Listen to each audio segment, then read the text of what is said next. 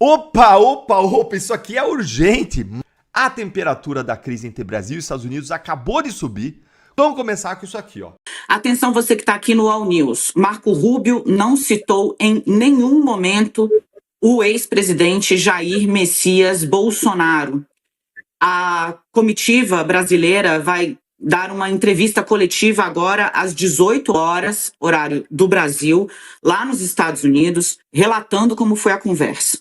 Bolsonaro não foi mencionado. Marco Rubio não colocou as demandas dos Estados Unidos na mesa. Ele se colocou à disposição para preparar a reunião entre Lula e Donald Trump, que possivelmente pode acontecer na Malásia no final desse mês. Ainda trazendo a informação que chegou aqui, o saldo feito pelo governo brasileiro é positivo, a ponto de integrantes do Palácio do Planalto estarem brincando que também rolou uma química entre Rubio e Mauro Vieira. É bom para a gente discutir aí no estúdio. Marco Rubio teria condicionado avanços à revisão de questões como opressão judicial no Brasil e sanções contra figuras públicas como, por exemplo, o ministro do Supremo Tribunal do Brasil, Alexandre de Moraes. Essa informação é uma informação exclusiva, é uma informação de bastidor. A nossa fonte lá em Washington me garantiu que esse foi o ponto central. Houve, de fato, um degelo, o Brasil foi muito disposto a conversar. Me parece que Mauro Vieira, o nosso chanceler, saiu de lá para almoçar um tanto atabalhoado, atordoado, não tão feliz como, por exemplo, quando ele chegou. Ele achou que a relação seria diferente, mas não foi. Marco Rubio teria sido direto, reto nessa questão, né? Não vai haver avanço na questão do tarifaço e nas questões com relação ou relacionadas à Lei Magnitsky-Cine se não houver um avanço no Brasil naquilo que ele chamou, eu vou usar aqui, abre aspas, opressão judicial no Brasil e também sanções que o Brasil deve fazer contra figuras como, por exemplo, e aí foi citado, ou teria sido citado, o nome do ministro do Supremo Tribunal Federal do Brasil, Alexandre de Moraes. Ainda não há detalhes finais sobre esse possível acordo que está todo mundo falando que teria sido fechado, né? Não há nada de concreto até o momento com relação a isso. Eu também perguntei, foi assinado alguma coisa? Fechamos algum acordo? Avançamos com relação, por exemplo, à queda do tarifaço, que é algo que preocupa o Brasil? E o que eu escutei foi não. Não foi fechado absolutamente nada até agora. Houve um avanço, de fato, porque começaram a se relacionar. Houve uma conversa, houve um degelo, mas não foi nada. Absolutamente nada acordado ou assinado, pelo menos não nesse encontro. Vamos resumir. Eu vou falar para você o que aconteceu. O Mauro Vieira chegou lá com um bando de mané, né, esses funcionários aí do PT, achando que iam chegar lá e apresentar as fake news deles, as narrativas, as mentiras, e o Marco Rubio ia acreditar como a imprensa brasileira acredita. O que aconteceu? O Marco Rubio falou, olha, é o seguinte, para ter algum relacionamento entre Brasil e Estados Unidos de novo, vocês têm que parar com essa ditadura do judiciário, parar de prender pessoas pelo crime de opinião, parar de perseguir a direita, parar de perseguir o Bolsonaro, porque vocês estão indo pro rumo da Venezuela e da China e nós vamos ter que abandonar vocês e vai ter mais sanções. Marco Rubio escutou exatamente o oposto do que ele achou que ele conseguiria. Saiu chorando praticamente, né? Saiu triste. Por quê? Não vai conseguir dobrar. Achou que ia chegar lá, provavelmente foi oferecer a Amazônia, terras raras. Com certeza foi oferecer alguma coisa. O Marco Rubio falou, olha, não interessa. Só tem conversa se vocês pararem com essa ditadura do Alexandre de Moraes. Senão vai ter mais sanções, que fique bem claro. Saíram de lá tristes, o recado nessa altura deve ter passado para o Lula, e o Lula deve estar muito triste também. E agora chega no Alexandre de Moraes a verdade. Ó, seguinte, cara, não tem conversa, eles vão cortar o Brasil do mundo se você não parar com o que você está fazendo. Então, valeu a pena esperar. Parece que finalmente tem alguma força aí lutando para estabilizar, normalizar a democracia no Brasil. Acabou de acontecer hoje a reunião entre Estados Unidos e Brasil para tratar das relações entre os países. Tudo que o Brasil pediu, não conseguiu nada. Não acabou com a sanção contra Alexandre de Moraes e Vivi, a sua esposa, também não reaveu os vistos cancelados, tampouco conseguiu se posicionar como mediador à questão da crise entre Venezuela e Estados Unidos. Isso daí mostra aquilo que nós sempre falamos e que a realidade se impõe. Os Estados Unidos estão preocupados com a questão política brasileira. O que Mauro Vieira ouviu de Marco Rubio, segundo a imprensa tem noticiado? A sua preocupação com eleições transparentes e o fim da lawfare. Sem isso, nada com relação a acordo comercial, tarifa e etc. vai caminhar. E eu queria só rememorar a vocês que todos esses pontos, nenhum deles foi obstáculo para Jair Bolsonaro. Por quê? Porque ele tratava com respeito os Estados Unidos. Porque ele colocava o Brasil numa posição de seriedade, não numa posição de querer estar aliado ao que há de pior no mundo, até mesmo o Hamas. No tempo de Bolsonaro, você não via prisões em massa, como ocorreu no 8 de janeiro, a prisão de velhinhas. Mesmo Daniel Silveira recebeu perdão presidencial e foi solto. E só retornou para a cadeia depois que Bolsonaro já não era mais presidente. Então todos os problemas postos na mesa foram evitados pelo presidente Jair Bolsonaro. Que saudade que a gente tinha enquanto a gente tinha um presidente de verdade. Certamente Bolsonaro retornando ao poder, podendo se candidatar e será eleito nessa possibilidade, a gente vai retornar a ter essa boa relação com o nosso principal e tradicionalíssimo parceiro comercial, que é os Estados Unidos. Para a pessoa você vai saber. Mas quando eu olho para a esquerda e eu vejo o PT, que todo mundo conhece o PT, sei lá, eu acho que qualquer situação que aparecesse, vamos supor, o filho do Lula, o Lulinha, vira deputado federal. Eu acho que se alguém falasse que o Lulinha quer matar o Lula, cara, ninguém ia esperar o Lula ou o Lulinha falar alguma coisa pro pessoal se posicionar, sabe? E você me deu essa resposta nesse contexto, então eu fico assim sem entender, porque eu coloquei isso de forma geral. Sabe o que falta para os deputados se moverem, tanto para falar quanto para ir atrás da informação? Sabe, tipo assim, por que isso é tão difícil? Por que eu aqui, do alto do meu teclado, com acesso à internet, consigo achar tanta coisa, consigo me informar e tô disposto a dar minha cara a tapa, e, sei lá, acho que da galera que tá aí na pista, eu não sou de ficar fazendo live, pra ficar recebendo superchat, eu não tenho Pix, né, não tenho conta no Brasil nem nada, faço aqui meu trabalhinho, vendo meu Atlas que custa R$15 pra 400 páginas de conteúdo, que eu acho que tá muito bem pago, sabe? E só tô aqui, acredito numa causa, tô disposto a, obviamente, colher os louros, porque colher os louros do bolsonarismo é muito bom, mas também tô disposto a colher os ônus, tanto que sigo sendo atacado por uma coisa, outra, o tempo todo. E aí, depois dessa resposta aí, seguindo aqui o gancho na direita, fim do liberalismo, tradição, sei lá, quando você falou até a questão da Europa, eu lembro do senhor falando lá na Folha de São Paulo, sobre a direita francesa, classificando basicamente como socialismo de direita. Acho que poder consertar um pouco sobre isso, né? Sei lá, explicar um pouco o contexto daquela fala, acho relevante. E também falar sobre a questão do Pablo Marçal na eleição do passado. Porque para mim é muito curioso. O Pablo Marçal tem um artigo, né, não sei se talvez no Código Penal, que o classifique muito bem. É uma pessoa que você olha claramente, é um farsante.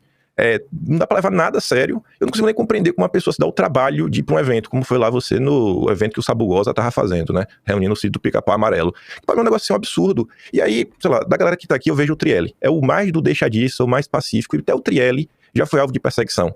Principalmente lá na questão da época da CPI da Covid, e o Trielli não fez nada. É só porque o site estava hospedado, basicamente, no CNPJ da Panela na época, e até o Trielli virar alvo de toda essa confusão. E aí eu fico pensando, cara, o Marçal tava lá, julho de 2024, acusando a direita de ter gabinete do ódio, falou isso mais de uma vez, e eu tô vendo lá o Sabugosa com o Princeso. Eu falei, cara, como é que pode isso? Assim, me incomoda muito, sabe? Eu vejo assim, umas falas bonitas que vocês têm, deputados como um todo. Eu hoje em dia sou crítico de quase todos vocês, tá? Perdi qualquer tipo de apreço, porque pra mim me falta uma boa vontade que eu não consigo entender a dificuldade de vocês, porque me incomoda, cara. Eu apanho, sabe? Eu não tenho esse problema, eu não tenho aquela necessidade de falar que eu não sou bolsonarista. Cada vez mais eu ligo menos pra esses rótulos, tô muito mais preocupado em explicar as coisas, porque cada um vai ter uma concepção do que é nacional capitalismo, o que seria tradicionalismo, o que é conservadorismo, o que é direito, o que é liberalismo. Se eu consigo explicar os eventos, separar os agentes e colocar isso de forma clara pra população, cara, isso me, sei lá, pra mim já tá mais do que satisfeito. Eu tô disposto, aí eu vou trazer outro exemplo, que até lembro de críticas que eu já fiz a você de forma aberta e pública. Início do ano, a gente estava vendo a questão da disputa da presença da Câmara e do Senado. Aí eu lembro que, poxa, não é a primeira vez que eu cubro, eu cobri a fundo a de 2021, a fundo a de 2023, mais uma vez, aquela de 2021, inclusive acho que foi uma aula para as pessoas entenderem o funcionamento da Câmara. Você estava no PSL, deve lembrar da época da suspensão dos parlamentares, e aí o Rodrigo Maia não queria levar isso em consideração para o PSL estar no bloco dele, que era o bloco do Baleia Rossi, e isso envolvia até a quantidade de assentos na mesa, e no final do dia vocês conseguiram um atropelo, foram mais de 300 deputados que conseguiram, acho que trouxe o PSDB no final do dia, então levaram a Bia Kicis, já estava por parte do acordo, assumiu a CCJ, estava na pauta, pelo menos, colocar para avançar o voto auditável, e fez a comissão mista, teve uma interferência do judiciário, ainda assim o Arthur Lira colocou em votação, o oficial votou contra, mas tudo bem, isso aconteceu. Então eu lembro que na época eu explicar a regra lá dos 45, basicamente você calcular os assentos da mesa, todo esse processo. Aí eu vejo chegar a de 23, que já tava, não tinha nem o que falar, né, a eleição do Arthur Lira estava certa, a do Pacheco, ali a gente tinha uma certa possibilidade de bater de frente, foi lá, tentou, 32, 33 votos, ficou claro. Aí a gente volta agora para 2025, uma eleição que o senhor, o senhor não, né? Um jovem, a BOC de Ouro Preto, estava como presidente da Comissão de Educação. Eu pedi carinhosamente para ele, com toda a educação, sem provocação, cidadão, você poderia explicar como é que você fez o acordo para você assumir a presidência da Comissão de Educação? E o cara me manda um biscoito. Eu falo, nossa, eu tô aqui, visto como eu passapanista do bolsonarismo, não posso nem pedir pro cara explicar como é isso daqui funciona. E aí a gente tá numa situação que, inclusive, era totalmente diferente a 2021 e muito diferente quando o Bolsonaro também foi candidato. E eu digo isso porque muita gente utilizou dessa situação para tentar justificar uma candidatura do Marcel Van Hatten, isso, daquilo, outro. E aí, na época, eu lembro que diversas pessoas usaram a tua participação, não sei se foi na Brasil Paralelo, para falar que comissões não servem de nada, que para mim me incomoda também demais. Não vi nenhuma movimentação sua para desmentir isso, né? Desmentir esse vídeo amplamente usado, principalmente pelas cadelas do Deltan Dallagnol. E aí eu vejo que, poxa, a gente chegou aqui, eu cobro a politização das pessoas, para as pessoas entenderem o que está acontecendo, a gente levar a informação, e eu sinto que muita gente está num processo de emburrecimento, não consegue entender, cara, olha só, hoje o cenário é o PL tem quase 100 deputados, o PL está no bloco vencedor, vai ter direito aí a 4 comissões. Se você olhar apenas a ida do Mike Benz e do Talhaferro, eu acho que já são 2 claros exemplos de quão úteis pode ser, né, as comissões especial Acredem, que o PT inclusive queria comandar, que o PT inclusive não aceitava que Eduardo Bolsonaro assumisse a presidência da Acredem. E aí eu me pergunto assim, cara, vocês enquanto classe política, sabe, ganhando, né, eu não sei, tem gente que já ganhava mais antes, mas beleza, então se é ruim também, não quer ganhar mais, volta pra lá pra onde tava, sabe? Assim, cara, onde é que a gente vai chegar com isso, sabe? Discurso bonito, ótimo, beleza, maravilhoso, mas quando vai ser o skin the game? Quando as pessoas vão estar dispostas a colher os louros, mas também arcar com os ônus de ser político, de explicar, aí volta a questão que a gente falou lá detrás da questão das prerrogativas, sabe? Quando, o Marçal é popular, lá, foda-se o Marçal, manda ele pra casa do cara. Por tudo que ele fez, quando os deputados vão ter coragem de meter o dedo na cara e falou esse vagabundo aí do Marçal, acusando a gente de ter gabinete do ódio e não ficar participando de jantarzinho lá. Quando que isso vai acontecer? Quando vai ser essa virada de chave? Então esse é meu questionamento, né? Aí a imprensa noticiou. Governo Trump volta a acusar judiciário brasileiro de perseguição e censura ao explicar tarifas sobre o Brasil. Representante comercial dos Estados Unidos diz que maior parte da alíquota sobre o Brasil é explicada pela imensa preocupação acerca do Estado de Direito, censura e direitos humanos no país. Renato complementa dizendo: o governo Trump explicou que Ciro Nogueira finge não entender. O prejuízo do Brasil não veio do Eduardo, veio do judiciário. As tarifas de 50% foram resposta à censura e à perseguição política no país. Lá fora, chamam de violação de direitos humanos. Aqui dentro, chamam de normalidade institucional. A Globo também posta o vídeo, só para mostrar, né? O governo dos Estados Unidos voltou a falar em censura ao justificar as tarifas impostas ao Brasil. Eu gostei dessa manchete da Folha de São Paulo. Representante dos Estados Unidos que deve ir à reunião com o Brasil, culpa judiciário e censura pelas tarifas. Essa é a fala que está no vídeo, a transcrição, né, e já traduzida para o português. É uma tarifa de 40% sobre o Brasil, que está em vigor sob uma emergência separada, relacionada a sérias preocupações com o Estado de Direito, censura e direitos humanos no Brasil. Um juiz brasileiro assumiu para si a autoridade de ordenar que empresas americanas se censurem, emitindo ordens secretas para controlar o fluxo de informações, disse o Grier, sem citar o ministro Alexandre de Moraes do Supremo. Mas todo mundo sabe que é para ele. O secretário do Tesouro, Scott Bessent, complementou a resposta, enfatizando o caráter político da tarifa. Aspas. Há também preocupações com o Estado de Direito no tratamento de opositores políticos no Brasil e com a detenção ilegal de cidadãos americanos que estavam no país, disse Bessent, também sem mencionar o nome de Bolsonaro, mas referindo-se ao que vê como perseguição a ele. O secretário ainda referiu-se à detenção do ex-assessor do Trump, o Jason Miller. Bolsonaristas levaram o governo americano à preocupação com mandados de prisão emitidos por Moraes contra Flávia Magalhães, uma brasileira com cidadania americana. A declaração de Grier foi dada durante um período de aparente distensão nas relações entre Estados Unidos e Brasil. um aparente não, acho que essa distensão aí, não sei se ainda teve. A gente vai saber. Nas próximas horas, nos próximos dias, a gente vai saber o que é que realmente tá rolando. Aí a imprensa brasileira mudou um pouquinho o tom, rapaz. Como vocês poderão ouvir, o Vinícius postou aqui esse lindo recorte da CNN falando, ó, sentiu?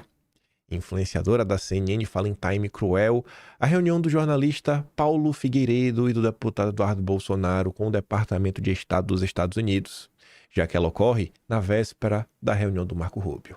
Vamos ouvir. A apuração bem interessante, especialmente pelo timing. Olha o que aconteceu. O deputado federal Eduardo Bolsonaro e o jornalista e empresário Paulo Figueiredo tiveram reuniões hoje no Departamento de Estado dos Estados Unidos. Como eu disse, é uma apuração do analista Caio Junqueira, está no site da CNN. E aí, por que é tão importante essa notícia? Eles foram se reunir lá no Departamento de Estado, que é comandado por Marco Rubio. E com quem Marco Rubio vai se encontrar amanhã? Com o ministro das Relações Exteriores do Brasil, Mauro Vieira. E aí, a CNN, né, ao Caio Junqueira, Paulo Figueiredo disse estar otimista com a perspectiva para esse encontro. Qual encontro? O encontro entre Mauro Vieira e Marco Rubio. Aí, o Caio perguntou se Paulo Figueiredo tinha alguma informação sobre o que Rubio colocaria na mesa com Vieira. E Paulo Figueiredo respondeu, vamos ver o que o Brasil traz para a mesa.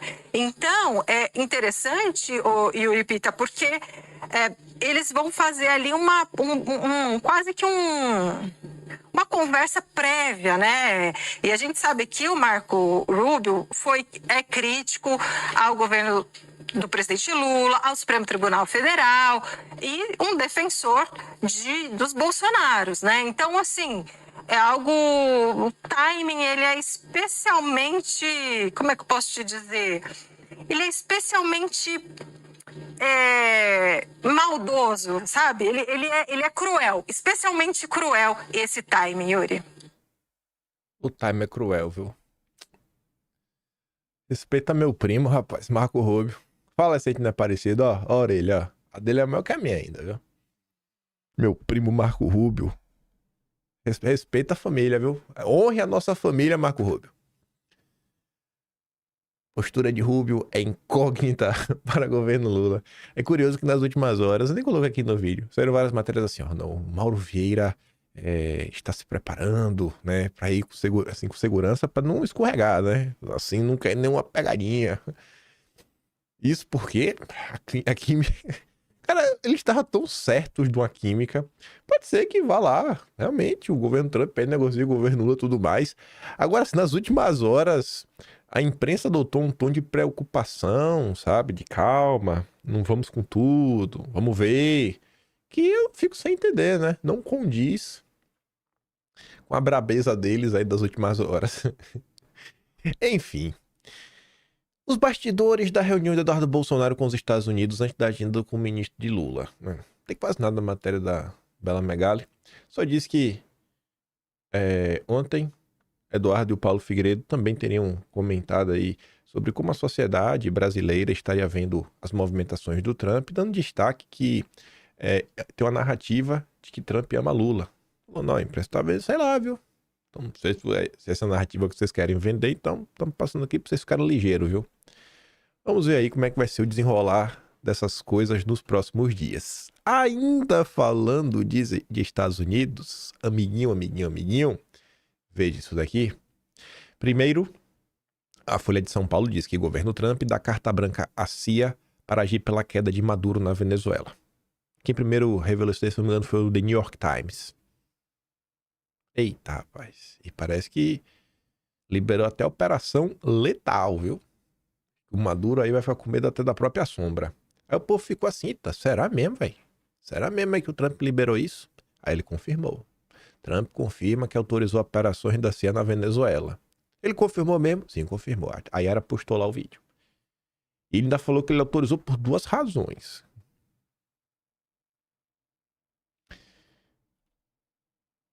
Não queremos guerra, diz Maduro, após Trump autorizar a CIA na Venezuela. Eita!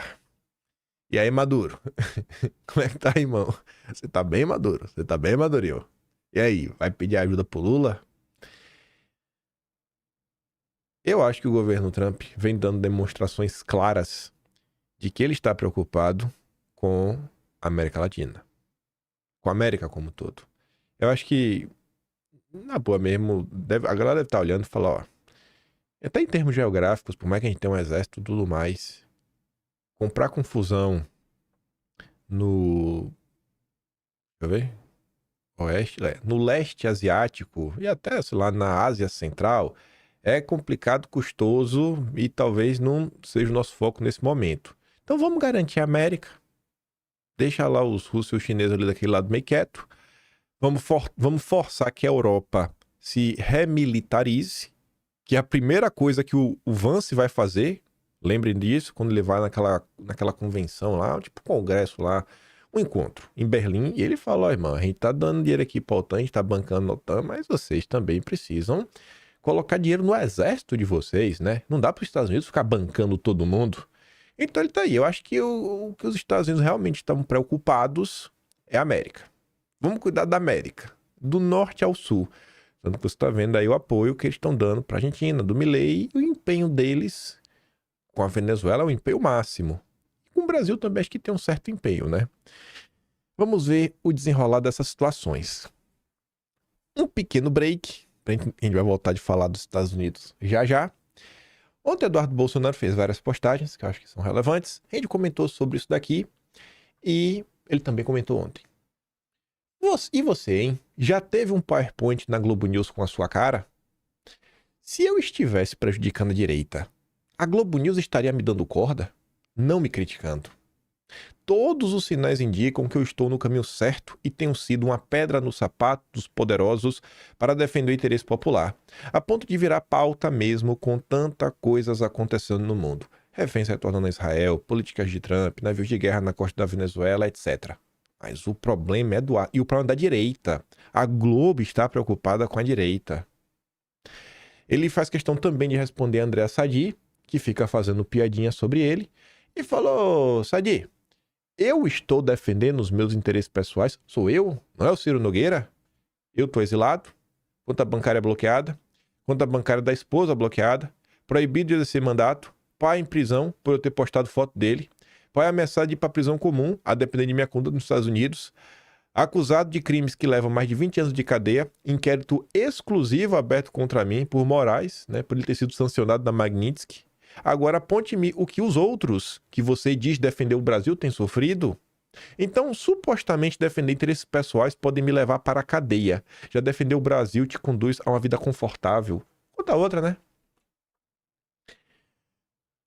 O Estado Democrático de Direito no Brasil, ontem, em mais uma grande reviravolta, nos presenteia com esta.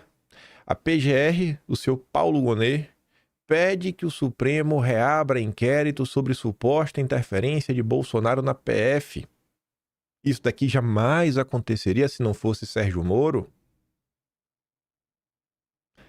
É aquela história que a grande parte da direita sequer sabe contar e deveria ter na ponta da língua.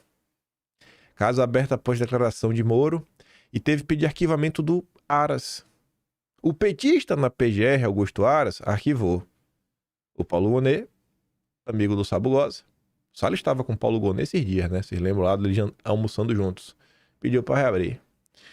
Aí Eduardo comenta, se a anistia não retroagir até 2019, a todo momento eles reabrirão casos bizarros como este.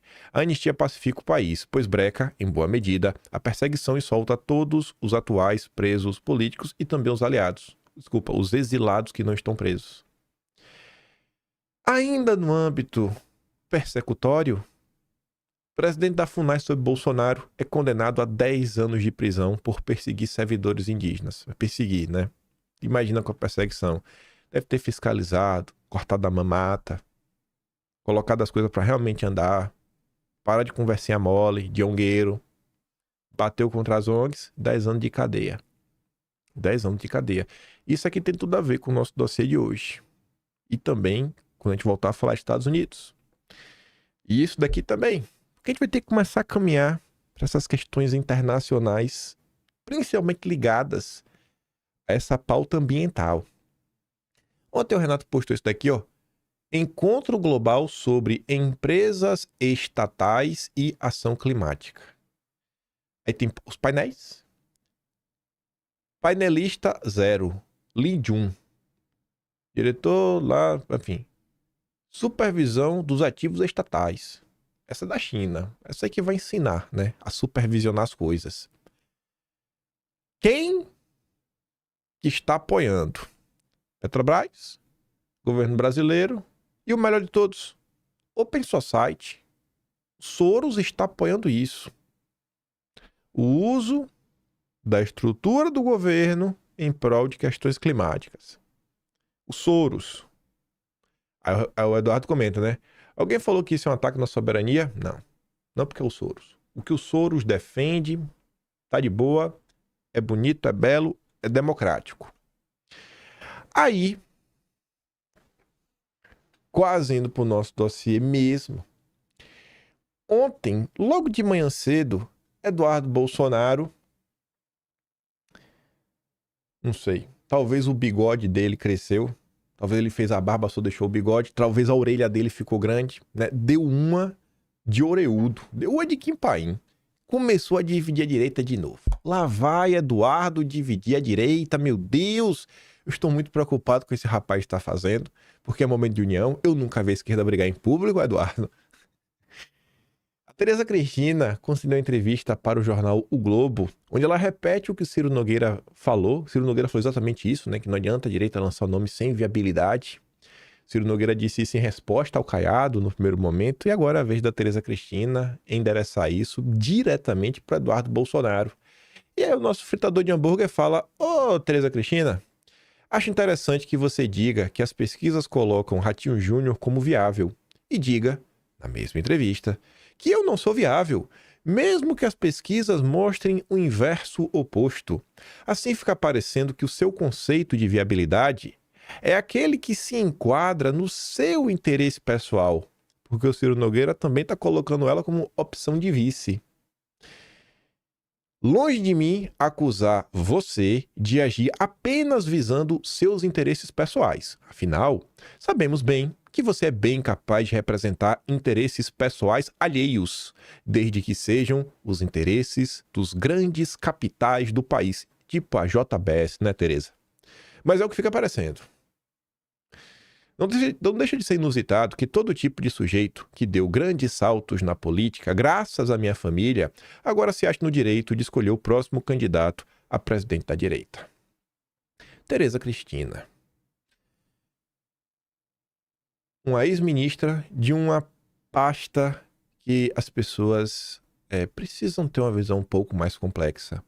A direita tem que amadurecer um pouco e perder essa visão romântica do agro. A direita tem que começar a separar, por exemplo, o que é o agro exportador, né, tipo assim, a turma da JBS, e o que é o agro mesmo assim, produz, coloca comida no prato do brasileiro, sabe? Tá investindo no Brasil, aquele pequeno produtor rural, aquele produtor médio.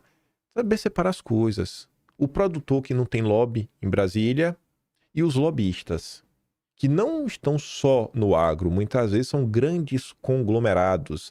Às vezes, não é nem um cara que produz, por exemplo, carne. Às vezes é um cara que produz cana-de-açúcar.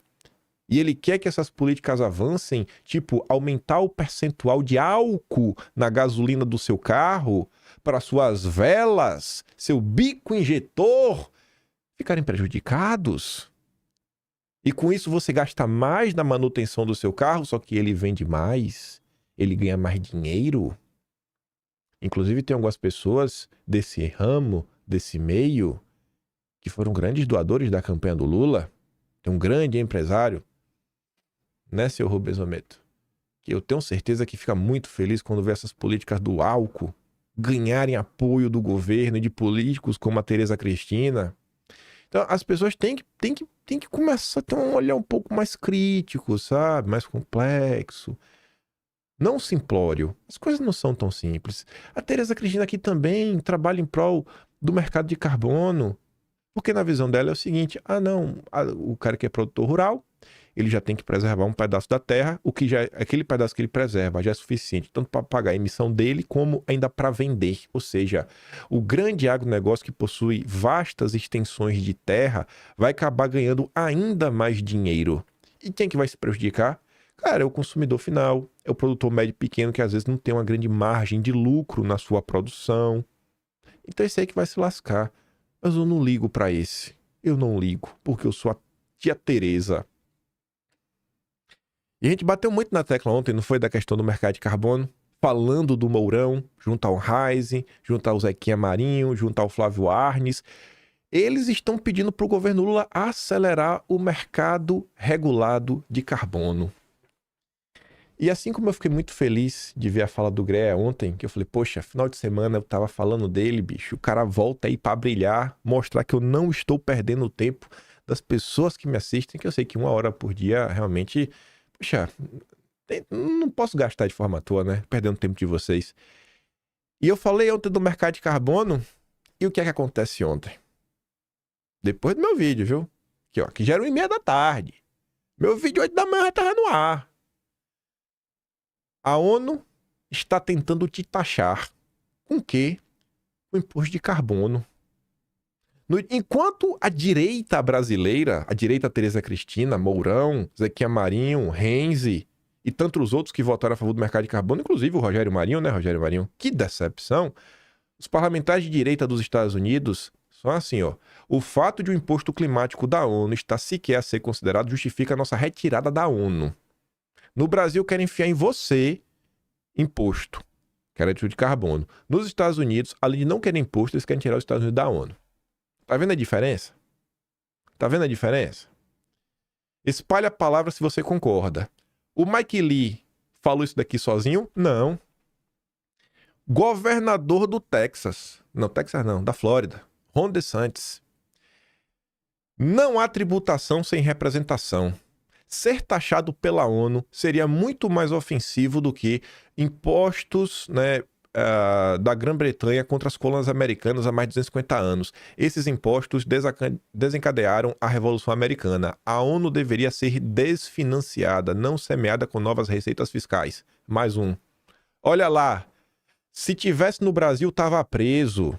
Se tivesse no Brasil, até os canais de direita ou ia estar em silêncio, ou eu estar em silêncio, procurando aí alguém mais liberal ligado ao Partido Novo, tipo o que a Revista Oeste vem adorando fazer para apontar como solução para o Brasil, ou ia estar sendo alvo do Ciro Nogueira, com aquele silêncio cúmplice dos parlamentares do bolsonarismo que não abre a boca para falar nada. Não abrem a boca. E o que eu falo aqui, eu falo na cara deles. Inclusive provei isso daí no Puxando Fio. Quem assistiu ontem viu que tudo que eu reclamo aqui, né, na hora do vamos ver do cara a cara, falei tudo pro seu Luiz Felipe Violães Bragança, também conhecido como Princeso. Foi bom o papo, né? O papo pegou fogo.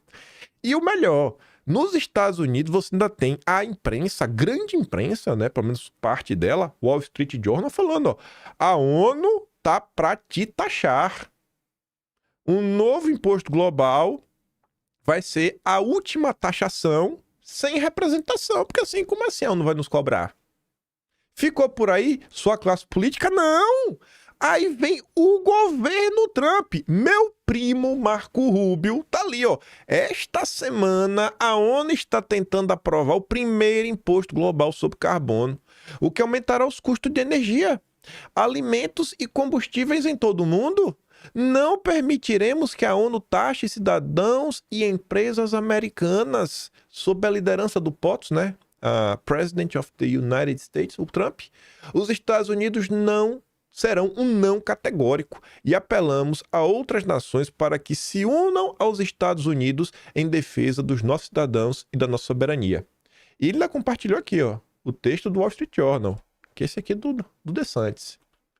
Parou por aí? Não! Meu amigo Landau, o braço direito do Rubio, o número 2 do Departamento de Estado, que fala português, A ONU foi criada após a Segunda Guerra para promover a paz e a segurança internacionais e evitar outra guerra mundial catastrófica. Independentemente do que se pense sobre o desempenho da ONU nesse aspecto, é claro que impor impostos não faz parte do mandato da ONU. Não está no escopo. A capacidade de impor impostos e penalidades monetárias pertence aos Estados-nação soberanos do mundo, que são responsáveis perante seus próprios povos. De acordo com a Constituição dos Estados Unidos, que todos nós, no governo, juramos apoiar e defender, os Estados Unidos são um não categórico neste voto e instamos todas as outras nações a se juntarem a nós. Os covardes da direita brasileira, que não conseguem abrir a boca para se posicionar, vão fingir que isso aqui também não está acontecendo, sabe? A luta ideológica no Brasil se resumiu a falar mal do Lula e, sei lá, dar uma lacrada aí no âmbito do judiciário. Será que o governador Tarcísio Cadeirudo, que tanto gosta da pauta climática, promove sua secretária no meio ambiente, defensora aberta do ESG, e aí, Tarcisão, vá lá, Cadeirudo, peite aí o mercado de carbono, fale que você é contra. Pior que você é a favor, né? Que país vocês querem construir? Um país que segue essa diretriz, essa linha? A direita brasileira pede ajuda e espera receber ajuda, né? Que sabe ser salva pela turma do Trump. Mas na hora de colocar o seu projeto em prática, vai colocar que projeto? O da Tereza Cristina? Do Mourão? Do Cadeirudo? A direita brasileira, ela precisa evoluir. Não sei nem se para chamar de direita, né? É um bando de louco que grita antipetismo, como se só isso fosse suficiente para resolver esse país. E vamos para a segunda parte. A gente tem que ir para a Biblioteca Nacional e voltar no tempo, né? Pois eu estava passando ontem e vi esta notícia que tem total relação com tudo que a gente acabou de falar. E vocês perguntam, mas tem o que a ver? O que é que isso tem a ver com o mercado de carbono? Tudo! Eu não tô mentindo, a gente vai chegar lá. Os amigos de vocês, ó, a JF dos Irmãos Batista, que vocês tanto gostam, eu não acredito que vocês foram pras ruas defender os Irmãos Batista. Tô fazendo piada, né? Compra participação na eletronuclear e estreia no mercado de energia nuclear. Olha só. Estou comprando tudo. Há muito tempo. O novo Brasil está sendo dividido entre a JBS, vamos botar a ETF, os Irmãos Batista, o Dedé, o Daniel Dantas, o Tanuri e a BlackRock. Toda hora que alguém compra alguma coisa no Brasil é um desses 5. A turma do Daniel Dantas, BlackRock, Nelson Tanuri, a turma do Dedé, os Irmãos Batista. Toda vez. Inclusive eu deixo aí de sugestão para vocês que gostam de ir atrás da informação, não tem medo de descobrir coisas sobre pessoas que vocês gostam, que são desagradáveis. Pesquisa aí o que saiu no Globo sobre o senhor Nelson Tanuri, o dinheiro em caixa da EMAI e o Banco Master. Vá atrás. A EMAI foi privatizada pelo grande governador de São Paulo, Tanuri. É uma empresa que era superavitária, dava lucro. Sempre deu. A Eletrobras anunciou nesta quarta que vendeu 100% de sua participação na eletronuclear, empresa responsável pela operação e construção de Angra 1 e Angra 2, para a JF dos Irmãos Batista. 535 milhões pelas ações da empresa, mas a JF assumirá também outros compromissos que a eletronuclear possui. Aí tu vai olhar, ó. De acordo com analistas, o negócio marca a entrada da empresa dos Irmãos Batista na geração nuclear. Eles já estão em tudo já. Tudo ligado à energia eles têm, um braço. E libera a Eletrobras de uma série de obrigações associadas a um setor do qual buscava desinvestir. Aspas, o movimento é coerente com o foco estratégico da Eletrobras de se consolidar como a maior empresa de energia elétrica renovável do país após a privatização. Se não for renovável, se não for verde, carbono zero, a Eletrobras não quer. Calma que temos as provas. Escreveram os analistas da Ativa Investimentos. Após o anúncio da venda, as ações da Eletrobras registraram alta no Ibovespa. A meio-dia 4, os papéis subiam 2,85% cotados a 53,31. Aí eu te pergunto, a tua energia elétrica foi mais barata? Tua energia elétrica tá mais barata? Mudou alguma coisa em tua vida? Agora, os irmãos Batista com certeza vão começar a desenvolver mais tecnologia, vão ganhar dinheiro. Com mais dinheiro, eu acho que vai ser mais lobby. E eu acho que o lobby que os irmãos batistas fazem não é o lobby que você deseja. Os políticos que eles apoiam não são os políticos que acho que vocês defendem. A Eletrobras já vinha desinvestindo em termoelétricas, inclusive com vendas anteriores à própria JF. Você lembra que aconteceu em junho de 2024? Ainda neste mês, a Eletrobras vendeu a usina termoelétrica movida a gás natural Santa Cruz no Rio por 703 milhões. A usina era a última de um pacote de 13 térmicas que tiveram a venda anunciada pela Eletrobras em junho do ano passado para a Amba Energia, braço de energia do grupo JF.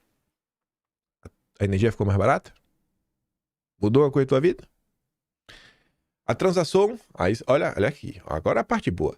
A transação marcou o fim do processo de desinvestimento dos ativos termoelétricos e o início de um portfólio de geração que passa a ser composto exclusivamente por fontes 100% renováveis. A meta da Eletrobras é ser net zero já em 2030, zerando a emissão de gases causadores do efeito estufa. Mas você sabe quando foi essa mudança da Eletrobras? Aí a gente vai ter que olhar mais complexo para as coisas, lidar com assuntos desagradáveis, fazer uma autocrítica. Temos que voltar para junho de 2024. Lá no Atlas tem um capítulo, o fim de uma era. Aí acho que o capítulo é os campeões nacionais, a primeira subtema. O segundo são soberanistas versus liberais. Aí nesse tema dos campeões nacionais, a partir da página 388, antes disso, né, eu estava falando, mas aqui a gente se aprofunda bastante sobre como foi a venda das termoelétricas lá do norte do país para a turma da JBS e os motivos, a justificativa. Aqui, ó, documento oficial da Eletrobras da época, as vendas da turma da JF, que depois o Lula ainda veio com aquela medida provisória, né, para ajudar a pagar o prejuízo, fazia parte para atingir a meta do Net Zero 2030. As iniciativas reforçam o compromisso da companhia com a transição, né? A Eletrobras acelera o atingimento de sua meta Net Zero 2030. E todo esse processo aqui, ele ganha tração após a privatização da empresa. O processo realmente de privatização, que o governo, inclusive, só ficou com 10% dos votos no conselho, mesmo tendo 46% das ações, algo assim. A gente comentou isso na época. Aí quando saiu essas notícias, eu já tinha comentado uma coisa antes, aí eu acabei... Saiu uma notícia de alguma coisa relacionada à JBS também, que eu acho que foi a questão da Copel. Não lembro. Eu sei que eu recuperei em vídeo, aí eu coloquei, né? O que é que nós aprendemos hoje? Que quando você junta agenda SG, mais descarbonização, mais privatização, você tem como resultado a JF dos irmãos Batista se tornando dona de ativos da Eletrobras. Aí também comentávamos, aí eu relembrava do que teve em 2023, que foi da Copel, o Ratinho Júnior também vendendo para os irmãos Batista. Quando você olha a parte da Copel, que também foi uma empresa privatizada, e olha que curioso, quando a Eletrobras é privatizada, vende para a JF. Quando a Copel é privatizada, também vende para a JF. Quando a Eletrobras vende para a JF, é sob a justificativa de alcançar o Net Zero. E quando a Copel vende para a JF, também era em relação ao Net Zero. E tá aqui, ó, a ODS, Agenda 2030, questões sustentáveis. Enfim, eles estavam lá, era o Copel Day para falar lá. E acho que esse aqui também tá... Então, quase que esse aqui é isso aqui mesmo. Esse aqui é o contrato lá na época da compra da Copel. Aí, neste vídeo lá atrás, eu quis relembrar algo que eu tinha dito exatamente no mesmo dia, um ano antes. Você vê, o Spaces que eu participei foi no dia 15 de junho de 2023. 15 de junho de 2023. Deixa eu ver se tem aqui a data. A MP foi no dia 14. Então, assim, basicamente no mesmo dia, um ano antes. Um ano antes do brasileiro ter que arcar com custo, né? Você vê, ó. Governo edita a medida provisória que beneficia Joesley e Wesley no setor de energia.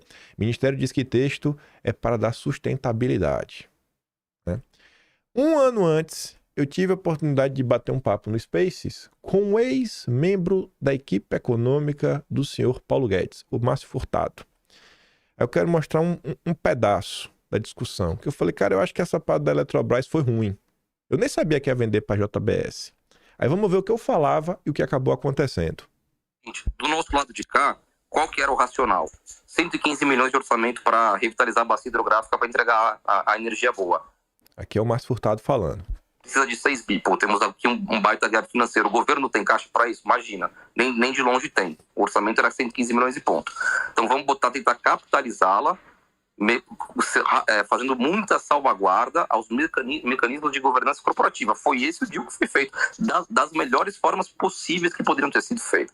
Tanto é que Felipe Salto, publicamente no Roda Viva, se posicionou contra, até Rio debochou desse mecanismo, falou, isso nunca passa no Brasil, nunca vai acontecer. A imprensa inteira, né, o Bruno Dantas do TCU, até os 44 do segundo tempo, estava segurando o processo. Aí conseguiu essa articulação. E aquela coisa também, né? Reformas liberais, e pode colocar isso dentro de uma reforma liberal, a questão da privatização, a capitalização da Eletrobras, só o tempo vai dizer. Só o tempo diz. Há 10 anos. Quem coloca essa capitalização de 50 bi nela, está fazendo uma conta para os próximos 20, 30 anos. O tempo diz. E a gente fez o máximo possível para que nenhum maluco, nenhum árabe, nenhum chinês, nenhum maluco consiga direcionar a companhia de forma sozinha, de forma organizada, pô, mas aí o cara tem que organizar 51% do controle da companhia. É convencer muita gente. Eu subi o Gabriel. O Gabriel também é do mercado financeiro. De repente ele tem alguma coisa que ele pode complementar aqui com a gente. Enfim, vai lá, Kim. Sim, meu ponto é exatamente o seguinte, porque eu não acho que é difícil organizar 51%.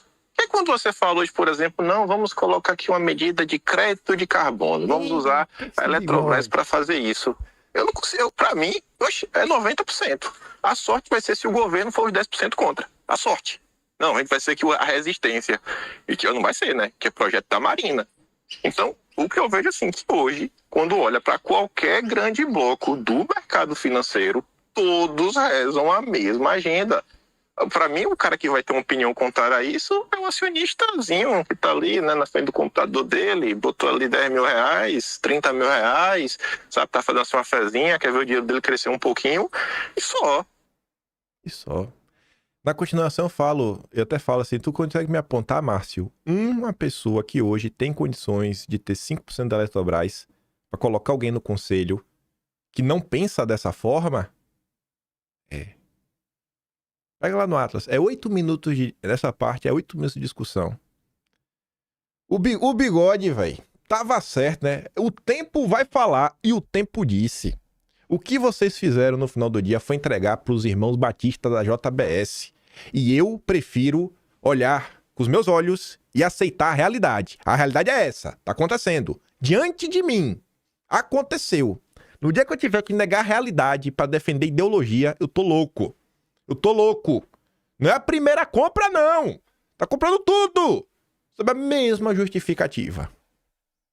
Maravilhoso. É assim que a gente vai alcançar a liberdade no Brasil. Com as reformas liberais. Até quando, bicho? Até quando a direita vai ficar nesse papo bobo, sabe? De criança. Falam tanto do governo Trump e ninguém quer mudar a cabeça, se quer tentar entender o que está sendo feito lá fora. E só porque eu mostrei o Atlas, né? Tá no ar desde ontem. O Atlas de agosto de 2025. Você não viu? Já tá no ar. Mas vamos lá. Como eu disse, eu fui na Biblioteca Nacional. Não fui atrás disso daqui, mas acabei encontrando. E eu acabei encontrando isso daqui... Eu tô na dúvida se foi buscando, deixa eu ver, Lula e Rockefeller. Foi. Já foi buscando Lula e Rockefeller. Aí as coisas começam a se conectar, né? A gente vai falar de Estados Unidos também. Brasil, como as coisas funcionam. Um texto do Geraldo Luiz Lino, sempre ele, amigo lá do Lourenço Carrasco. 20 de maio de 1994. Campanha antinuclear é um crime. Aí ele dizia, ó, encontra-se em marcha no país uma bem articulada e insidiosa campanha contra a energia nuclear, cujos lances mais recentes são um abaixo-assinado com mais de 150 mil assinaturas, pedindo ao presidente Itamar Franco o abandono definitivo da construção da usina nuclear Angra 2. Não só, né, construíram, foi uma dificuldade para construir, agora que está pronto, deram para os irmãos Batista. A gente não consegue ter, sabe, uma força verdadeiramente pró-Brasil para colocar esse país nos eixos. Embora seja apresentada como uma iniciativa de cidadãos brasileiros que se opõem ao uso da tecnologia nuclear para gerar energia e não confiam nos mecanismos de segurança das usinas nucleares, e como você viu, né? Passados aí 31 anos, nunca tivemos problemas com as usinas nucleares brasileiras. Nunca tivemos problemas. Isso daqui até nos faz pensar sobre a margem equatorial, porque eles também dizem que não pode fazer por questões de segurança. Poxa, a Petrobras sabe o que está fazendo. É uma das maiores empresas do planeta, sabe? Confia na Petrobras. Vai lá, Lula. Para de sabotar o país. Deixa explorar a margem equatorial. Não é acidental que as diretrizes da campanha coincidam com as metas estratégicas das oligarquias internacionalistas malthusianas que, sob a égide da nova ordem mundial, pretendem obstaculizar os esforços científicos tecnológicos avançados de países em desenvolvimento, considerados entraves aos seus planos de dominação global. A campanha é orquestrada por uma curiosa entidade denominada Rede Brasileira Antinuclear, constituída por amálgama de organizações não governamentais, né, de ONGs, ligadas ao movimento ambientalista radical, reforçadas pelo núcleo de São Paulo da Ordem dos Advogados de São Paulo e a liderança do Partido dos Trabalhadores na Assembleia Legislativa Paulista. Coordenando todo o esforço, com sua conhecida capacidade de articulação e mobilização, está a famigerada multinacional ambientalista, o Greenpeace. A propósito, a presença do PT na rede constitui evidência dos malabarismos que o seu candidato Lula vem fazendo no esforço de se tornar mais aceitável por alguns setores da sociedade. Lula, PT, OAB, Greenpeace, ONGs, todos contra o Brasil. Mudou alguma coisa? Mudou alguma coisa? Não, né? Os objetivos da RBA estão explicitados na ata de sua reunião. 27 de março de 93. Primeiro, somos contra o uso nuclear para geração de energia e uso militar. São contra. Pretendemos, enquanto forma de ação, promover um intercâmbio entre as ONGs e movimentos sociais, mobilização da sociedade, ação política contra o programa nuclear brasileiro. Em outro ponto, o documento deixa claro que a rede tem metas mais ambiciosas, visando ação conjuntas no âmbito latino-americano contra os programas aeroespacial latino-americanos, suas possíveis vinculações bélicas. Será que eles estavam com medo de algum conflito? Ou será que queriam que esses países não tivessem nenhum tipo de defesa para qualquer um conseguir sobrepujar e ser um alvo fácil e ter que calar a boca? Porque o desmonte programado das Forças Armadas, isso é real e já está provado. Aí você pula, né? Um dos documentos que consolidou as diretrizes antidesenvolvimentistas do movimento foi o estudo de Infinity Agenda, né? Agenda Inacabada, publicado em 77 por uma força-tarefa ambiental patrocinada pela família Rockefeller. Para o setor energético, e curioso, né? A família Rockefeller é do setor energético, da Standard Oil, né? Os reis aí do petróleo. As suas principais propostas eram o abandono da energia nuclear e o incentivo a sistemas energéticos alternativos, de pequena escala, diretrizes que estão entre as favoritas dos ambientalistas radicais, inclusive no Brasil. A Eletrobras está abrindo mão dos ativos que construiu com seu dinheiro ao esforço de muitos brasileiros. Para quê? Para ser 100% renovável, 100% SG, Net Zero em 2030. A turma do Lula venceu, com o apoio dos irmãos Batista. E em 1994, 31 anos atrás, eu fico imaginando a dor do Geraldo Luiz Lino. Ele falava, ó, pois chegado o momento de a população brasileira atentar para as ações dos que, sob falsos pretextos, nada fazem senão sabotar as nossas perspectivas de lograr um verdadeiro desenvolvimento para o qual a energia nuclear é imprescindível. Lutaram, conseguiram construir, derrotaram os zongueiros para o governo Lula aí, né? Não é Lula, não. Agora a Eletrobras está aí, né? Está na pista. A reforma liberal deu na mão da JBS. A reforma liberal. O tempo vai julgar, julgou, viu? Condenado. Aí, olha isso aqui. Eu botei aqui no vídeo porque vai fazer mais sentido ao longo do tempo, né? E já tá falando da Eletrobras, vamos falar de outra empresa nacional. Essa visão de que o Estado tem de estar em algumas atividades econômicas é totalmente ultrapassada. Como assim? Como assim o Estado tem que ter? Como assim setores estratégicos? Isso não existe, isso é ultrapassado, né? O liberalismo já provou que isso é falso, né, Valdo? O Fukuyama falou que o liberalismo é o fim da história. Não tem nada depois do liberalismo. O Estado tem de estar na saúde e na educação. Mas em áreas do setor econômico, como Correios, é uma visão totalmente equivocada. Será mesmo? Que coisa, né? Quando os Estados Unidos, quando o próprio Biden não deixa vender a US Steel, nem para os japoneses, né? Porque fala, cara, como é que a gente pode ser uma potência militar se nem um aço a gente produz? A gente vai ficar na mão dos japoneses? E se acontecer alguma coisa lá? Ficar com raiva da gente? Quando ambos governos, Biden e também o governo Trump, estão aí falando, cara, a gente tem que trazer as empresas semicondutores para os Estados Unidos, temos que fazer algumas parcerias aqui com a Intel. É surreal. Só o Brasil não pode ter. Quando a Holanda toma uma fábrica de semicondutores chineses, que era dos chineses, hoje a Holanda basicamente confiscou. Se der tempo a gente fala no final do vídeo hoje. Todos os países do mundo. Só o Brasil que não pode. Não importa não. Vamos ser vassalo. E aí, o curioso é que é o mesmo processo de sempre. Parece que o PT tem como função no Brasil criminalizar agendas. O PT, toda vez que bota a mão na máquina, faz coisas que a postura antipetista leva as pessoas a ficarem contra o PT. O Correio dava lucro. Veio o Lula, parou de dar lucro. Parece até que é de propósito, que é para vender a preço de banana. Aí tá ali agora, como Correios deixaram de ser lucrativos para precisar de socorro de 20 bilhões? Como, né? Acho que foi o Lula, não? Foi o PT. Durante o governo Bolsonaro, as coisas davam lucro.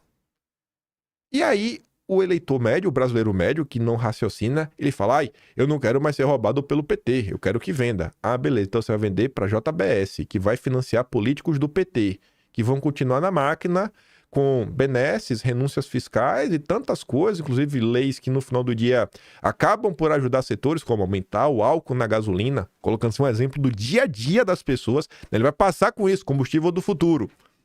Tu vai dar uma ferramenta que vai potencializar o poder econômico que será usado no lobby contra você mesmo. Gênio com J. Gênio com J. Você é um gênio com J. Aí a Anitta diz, né? Colocando o PT no poder, essa é fácil, pô. Manda mais difícil. É fácil saber como é que quebraram as empresas. Aí eu falei pra você que tava lá pensando umas coisas sobre Lula, Rockefeller. Comecei pensando sobre Lula e anistia. Não acho que a gente vai falar sobre anistia hoje. E aí eu comecei a achar várias coisas, né? E eu comecei a enxergar um certo padrão. Padrão. Aquela coisa assim que você vê, bicho, parece que tem uma agenda que tá vindo de fora pra dentro, né? Isso aí já tá público e notório, não é de hoje que a gente sabe disso, né? Aí eu comecei a ver, né? Passava nos jornais, procurando notícias sobre o Lula, mas acabava encontrando notícias ligadas a outras pessoas e parece que não se salvava ninguém, nem mesmo o Lula. Aí vai vendo o passar do tempo. A gente vai voltar para o ano de 1985 para explicar um pouco do que o Collor resolveu fazer depois. Mas eu digo vai voltar porque a gente vai começar a falar dele aqui agora. 11 de fevereiro de 1985. Após conceder entrevista coletiva à imprensa, às 11 horas, o presidente eleito Tancredo Neves recebe às 4h15 da tarde, em seu gabinete, montado no edifício sede da Fundação Getúlio Vargas, o ex-presidente do Chase Manhattan, David Rockefeller. O que é que o Rockefeller quer fazer no Brasil, hein? Os Rockefeller sempre foram muito preocupados com o Brasil. O Nelson também era muito amigo do Walter Moreira Salles, sócios. Aí você pula para 1989. Aí você vê o mesmo padrão. Ulisses ganha hoje festa de banqueiro. Dia de grande movimentação em Nova York. Além de reuniões com autoridades do governo norte-americano, será homenageado pelo presidente da American Society, David Rockefeller, que convidou para almoço na sede da entidade os mais representativos nomes do mercado financeiro local e os expoentes do jornalismo norte-americano. O mercado financeiro do mundo com Rockefeller para saudar o pai da Constituição brasileira, que eu acho que você odeia, né? E você que é uma nova constituinte. Todo mundo com poder parece que tem que ir lá beijar a mão dos Rockefeller. Aí você passa mais um tempinho. 24 de maio de 89. Olha isso daqui. Council of the Americas. O Council of the Americas, presidido pelo Rockefeller, estão convidando o candidato Collor para palestras. Né? Os convites foram feitos ontem por via diplomática. Vem aqui, Collor, conta pra gente o que é que tu vai fazer, hein? Pra ver se a gente vai permitir que tu seja eleito presidente. 20 de dezembro de 89. O Collor foi. Eu acho que antes do Collor, outro candidato já tinha passado por lá. O embaixador Marcílio Moreira Marques, que já apareceu em nossos dossiês, nas confusões da Vale do Rio Doce, o MMM, que também aparece o Eliezer Batista, né, que é o pai do Eike Batista, Armínio Fraga, todas as figuras. Desde ontem, no Rio, para uma temporada de férias, estará em Crono nos próximos dias com Fernando Collor. Vão tratar da agenda de viagem que o futuro presidente fará, né, nos Estados Unidos. Em Washington, Collor terá encontros com James Baker, Nicholas Brady e os presidentes do Banco Mundial, do BID, do FMI, Michael Candesos, além de John Kenneth Galbraith e, tá escrito errado, não é Geoffrey, é Jeffrey Sachs. Sabe quem é Jeffrey Sachs? Aí você vê, rapaz, parece que todo mundo tem que realizar, né? Todo mundo a serviço de forças internacionais parece que precisam rezar a mesma cartilha para os mesmos deuses. Vamos voltar aqui para, sabe quando? Janeiro de 2023. Vamos voltar para a posse do Lula. Mal venceu eleições, o Collor foi lá falar com o Jeffrey. Mal o Lula se elegeu, quem o Lula foi falar, né? Vamos aqui. Tatará. Vai estar aqui, eu acho. Quem é que foi falar com o Lula? O Jeffrey Sachs. Tá velhinho agora, né? Tá bem também. Jeffrey Sachs disse que o mundo está caindo dança como Lula. Pronto. Padrão, né? E o padrão, pô, é tão grande que assim como o Collor foi lá no Council of the Americas, ver o amigo do Lula, o Jeffrey Sachs, e depois, né, o David Rockefeller e tudo mais, manter isso na cabeça. Essa matéria eu achei interessante porque fala da repercussão, para você ver que a Globo continua sendo a Globo. Kissinger e o êxito de Collor. Observei no noticiário da viagem do Collor que se deu uma grande importância à presença na reunião da chamada Sociedade das Américas, tanto do banqueiro Rockefeller quanto do Henry Kissinger.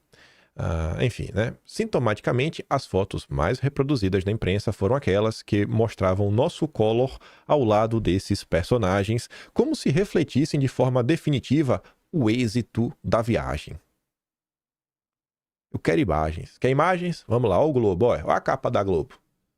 O Collor com Kissinger e o Rockefeller. Collor nos Estados Unidos, plano econômico trará bons resultados em 100 dias. Olha a boa vontade, né?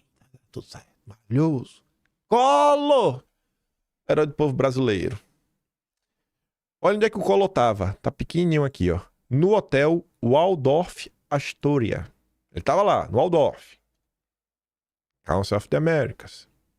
Antes do encontro no hotel Waldorf, Collor conversa com Kissinger e Rockefeller. Né? Esse aqui é o Kissinger, esse aqui é o Rockefeller. Collor conversa com Rockefeller durante almoço no Waldorf. Aqui tudo Globo. A Globo, né? Aí, olha que curioso, né? Os padrões que se repetem. Esse dossiê já apareceu várias vezes. E agora ele ganha um peso maior e um entendimento ainda mais. Enquanto a visita de Collor, enquanto candidato se tornou pública, e todo mundo viu porque foi noticiado na imprensa, teve outro candidato que também foi beijar a mão dos Rockefeller, mas em silêncio. Ninguém podia saber. Só que aí, o Ministério das Relações Exteriores, a Divisão de Segurança e Informações, né, os espiões brasileiros, noticiaram, rapaz, que o senhor Luiz Inácio Lula da Silva, ele tava lá em Washington, rapaz. Lulinha estava em Washington. E aqui tem a data de 19 de maio de 89. Assunto, a viagem do Lula. Em viagem que se insere no curso de visita a vários países, Lula, acompanhado de seus assessores, esteve nos Estados Unidos cumprindo a agenda em Nova York no seguinte roteiro: 2 de maio. Foi no consulado, depois, almoço na Câmara do Comércio para os Estados Unidos no Waldorf. E Câmara do Comércio, que aqui também organizou a ida do Collor. Aí foi no New York Times e depois foi falar com Peter Bell, que era do Diálogo Interamericano, né? Que o FHC apresentou. Aí, do outro dia, ele foi lá do encontro do Institute for Iberian Latin American Studies, visita ao secretário-geral da ONU e encontro privado no Council of the Americas, do Rockefeller, onde o Collor foi rezar missa, o Lula também foi. Isso é que se chama de teatro das tesouras. Isso é que falar que, independente de quem ganha, nada muda, porque eles são iguais. Isso é a esquerda permitida. O Lula é a esquerda permitida. Hoje você entende o que é a direita permitida. O Lula é a esquerda permitida. É marionete. Eu acho que foi muito claro, inclusive, né, o apoio da CIA, né, que o Lula recebeu em 2022. Aí essa matéria aqui comenta um pouco do que o Collor foi fazer lá nos Estados Unidos.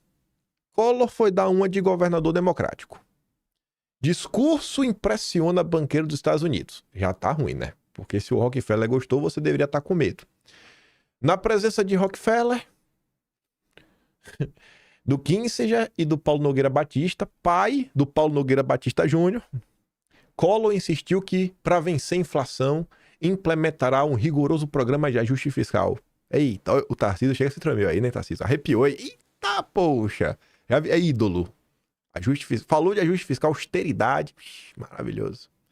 Todo mundo viu o resultado do que foi o governo Collor, né? O ajuste fiscal. Lembra da tua poupança? Talvez tu tiver visto na época, né? Do teu pai, teu avô.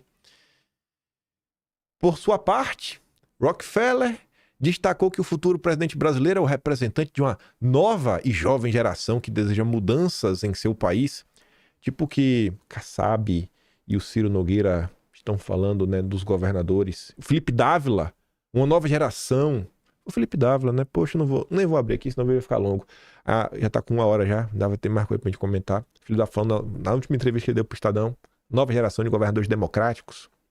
Após lembrar que o Brasil é o 8º maior produtor do mundo, Rockefeller apoiou o anúncio do Programa de Abertura da Economia e redução do papel do Estado. Redução do papel do Estado, né? 100% alinhado a quem? A quem? Ao Valdo. Vamos reduzir o papel do Estado. Se o Estado sai, não existe vácuo. Alguém vai comprar. JBS, né? Quem sabe? 100% alinhados. Aí eu falei pra vocês que queria votar no ano de 85. E aí você vê o que o governo tá fazendo e como tudo tá indo para na mão do André Esteves, do Tanuri, do Daniel Dantas, do Simão Batista, ou da BlackRock. O que o Collor fez lá atrás. 28 de março de 1985. Em defesa do capital nacional. O Oresti Quercia, que era vice-governador de São Paulo, foi político, ele resolveu escrever um texto para falar do seu Rockefeller.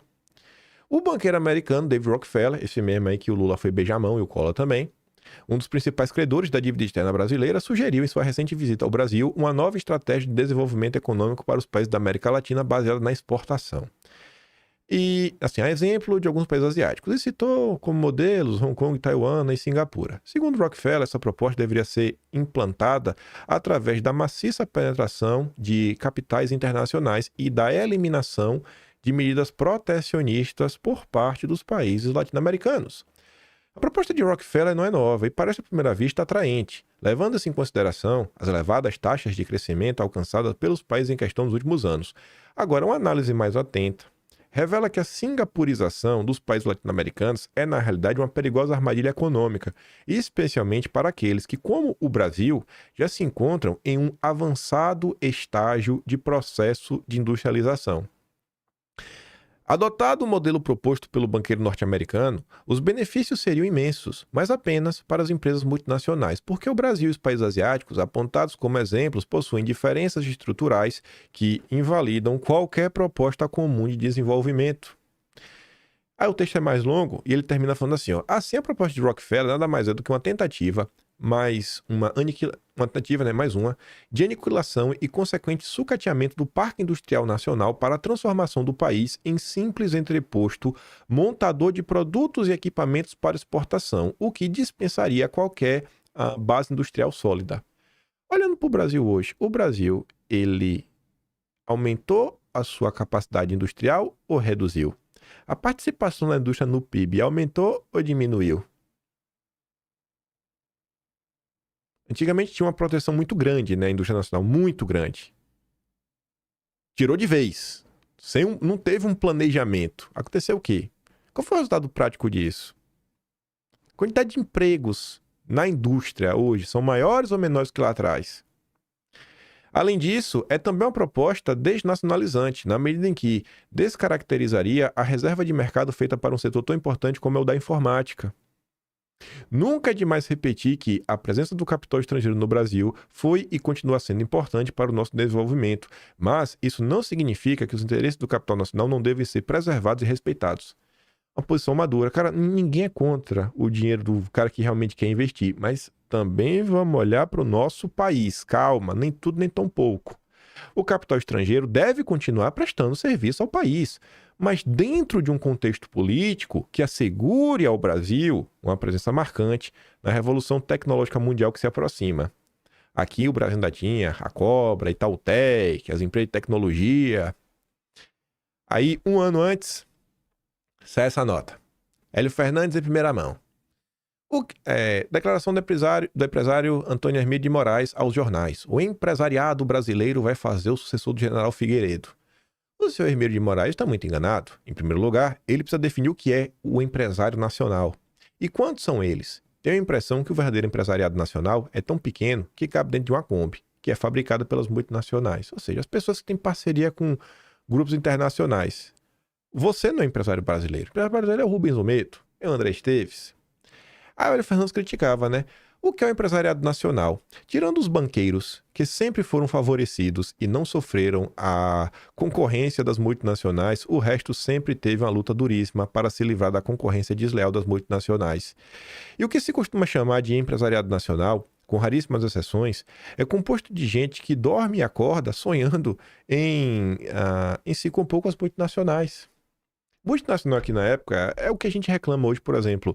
Uma empresa que chega junto com o dinheiro aí da BlackRock, tentando passar por cima de tudo, impondo mil e uma coisas e quebrando tudo, que fica difícil da pessoa competir. Na época você tinha os Rothschild, você tinha os próprios Rockefeller, enfim, você tinha forças diversas que atuavam. Aí eu pedi pro ChatGPT colocar de forma organizada, que a resposta meio que eu já sabia, e eu fiquei até surpreso com o início da resposta dele, porque eu não fiz nenhuma pergunta antes dessa vez. Eu não quis, né, ajustar o GPT pro que eu queria ouvir. Eu já fui direto, ó. Ô, GPT, Collor foi visitar os Estados Unidos em 89 e prometeu pro Rockefeller que iria fazer corte de gastos e abrir a economia, uma agenda ligada ao consenso de Washington. Você poderia explicar como o Collor ajudou a desmontar e enfraquecer a indústria brasileira? Excelente pergunta e muito pertinente. De fato, a política econômica do Collor, inspirada no consenso de Washington e fortemente influenciada por recomendações de organismos internacionais e por interesse de grandes grupos financeiros como o Círculo de Rockefeller via Council of the Americas. Collor foi ou não foi no Council of the Americas? Então, assim, você vê que isso é informação comum, que está na rede. Até o ChatGPT sabe. Mas o brasileiro nem para refletir na maior parte do tempo. E a falta de reflexão está aí. Os irmãos Batista cada vez mais poderosos, se tornando basicamente os Rockefeller brasileiros, sem piada nenhuma. Tá demais. Eles controlam o que você come, tua energia, já possuem um banco. Cara, o BTG tá trabalhando para comprar infraestrutura de logística, de dados. Daqui a alguns dias, assim, energia elétrica você vai pagar pros irmãos Batista, a tua internet vai ser pro André Esteves. O André Esteves também tá de olho no aeroporto de Guarulhos. Então, assim, pegar o avião depende do André Esteves. É como tá se virando. Enquanto isso, o governo Lula gritando soberania nacional. Enquanto isso, a direita gritando antipetismo. Mas vamos lá. Abaixo explico em etapas como o Collor ajudou a desmontar e enfraquecer a indústria nacional. Primeiro, uma abertura comercial abrupta, de forma muito rápida, sem planejamento. Não é para não abrir, mas é um processo. Lê o Hamilton. O Hamilton falava muito isso. Quando que era necessário colocar tarifas? Quando era o momento de tirar as tarifas? Poxa, isso não... Existe uma escola de pensamento. Está sendo aplicado nos Estados Unidos. Antes de Collor, o Brasil possui uma das economias mais protegidas do mundo, com tarifas de importação elevadas e forte substituição de importações. Collor reduziu as tarifas de importação de forma súbita, em alguns setores de 100% para 20% ou menos em poucos anos. O resultado foi um choque competitivo brutal. Empresas nacionais acostumadas a operar em um ambiente protegido não tiveram tempo para se adaptar tecnologicamente. Milhares de indústrias de médio e pequeno porte fecharam, de 90 a 93. Sempre o pequeno e o médio. Já percebeu isso?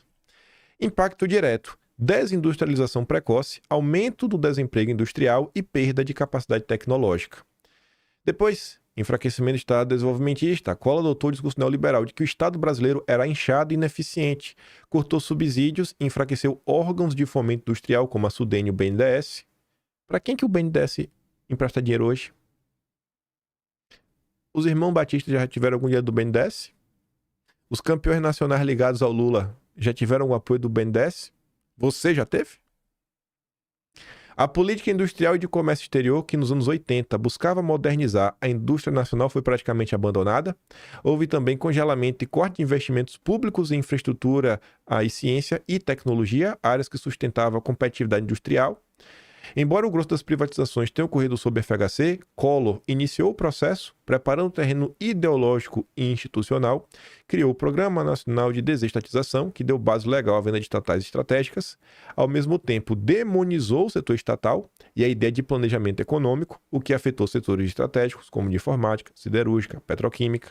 Resultado: perda de coordenação industrial e dependência crescente de multinacionais. Um dos golpes mais simbólicos foi o fim da reserva de mercado da informática, criada nos anos 80, para permitir que o Brasil desenvolvesse sua própria indústria de hardware e software. A política protegia empresas como Itautec, a Cobra, Prológica, Microtec e Edisa, que estavam começando a desenvolver tecnologia nacional. Collor revogou essa proteção, sob o argumento de modernizar. Em poucos anos, as nacionais foram engolidas por gigantes, IBM, HP, Compaq, e o país perdeu a chance de construir um parque tecnológico autônomo. Consequência histórica: o Brasil saiu da corrida tecnológica dos anos 90, algo que países como Coreia do Sul e Taiwan aproveitaram para se tornar potências. Hoje a própria Samsung produz muita coisa que ela mesma usa. Eu não sei se... Eu acho que a Snapdragon é chinesa já, acho que está dentro da Qualcomm. Eu não sei qual país, mas assim, hoje em dia se você olha no mundo, você vê que já tem várias empresas, mas que não nasceram também do dia pra noite, né? O Hamilton, o Alexander Hamilton, fala: quando o Estado precisa meio que proteger o mercado para você conseguir dar os primeiros passos e quando é a hora de tirar as rodinhas da bicicleta. Isso foi feito nos Estados Unidos. Isso também foi feito nesses países. O início com a reserva de mercado. Mas as pessoas não querem saber sobre isso, né? O Plano Collor confiscou poupanças e congelou preços, gerando uma forte retração da demanda interna. Isso atingiu diretamente a indústria, que depende do consumo interno para manter o nível de produção. A recessão de 90 a 92 destruiu margens de lucro, reforçou o fechamento de plantas industriais. O PIB industrial brasileiro caiu mais de 8% em 1990, uma das maiores quedas da história moderna do país. Aí eu te pergunto, será que isso daí do Collor foi azar, foi burrice ou foi de propósito? Por fim, Collor implantou uma nova ideologia econômica no Brasil, a de que o país deveria se integrar ao mundo de forma passiva, abrindo o mercado, reduzindo o papel do Estado. Essa mentalidade consolidou-se nas décadas seguintes, enfraquecendo a visão estratégica de desenvolvimento nacional. A ideia de substituir importações por competitividade internacional virou dogma, mas sem base de investimento, tecnologia ou produtividade.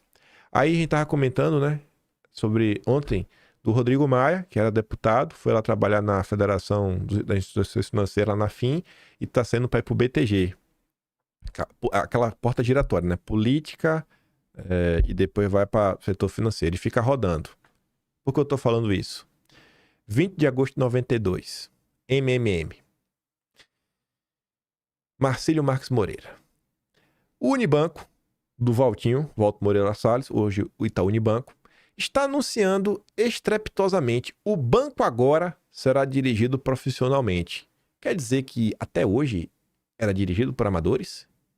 confissão importante, pô. Porque, na verdade, a história do Unibanco não deixa de mentir. Desculpa, não deixa mentir. Era um banquinho de Poços de Caldas, cresceu espantosamente quando o nosso amado Walter Moreira Salles, que não tinha nada, ocupou os 4 maiores cargos para um banqueiro.